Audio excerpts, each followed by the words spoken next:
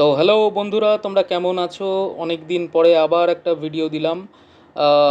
একটু চাপে আছি, তাই একটু ভিডিও কম দেওয়া হচ্ছে। যাই হোক, ব্যস্ত একেবারে শহর দেখো, তিলোত্তমা কলকাতা। কলকাতায় আমি চলে গেছিলাম আজকে একটু চাঁদনিতে, মানে চাঁদনি মার্কেট। সেই মার্কেটে চলে গেছিলাম, কয়েকটা জিনিসপত্র কেনার ছিল সেই কারণে। তো ধীরে ধীরে দেখতে পাচ্ছি, দেখো তোমরাও এটা দেখতে পাবে, জানি না তোমরা লক্ষ্য করেছো কি করনি।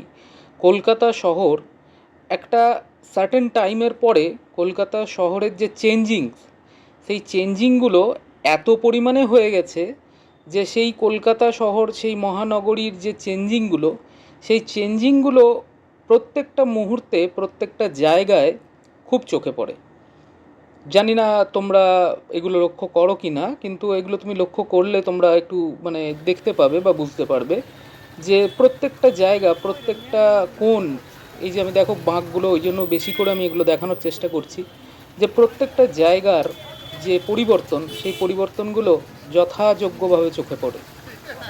আগেকার দিনের যে ঐতিহ্য, সেই হাতে টানা রিক্সা বা ছোট ছোট যে রিক্সাগুলো, সেই সবগুলো একেবারে দেখাই যায় না প্রায়। আর এই দেখো চাঁদনি মার্কেটের প্রায় ভেতরে ঢুকে পড়েছিলাম আস্তে আস্তে করে। তো চাঁদনি মার্কেট তো একই রকম, যেরকম ছিল আগে সেরকমই রয়েছে, বরং আরও আপডেট হয়েছে, অনেক নতুন নতুন জিনিসপত্র পাওয়া যায়, দেখা যায়।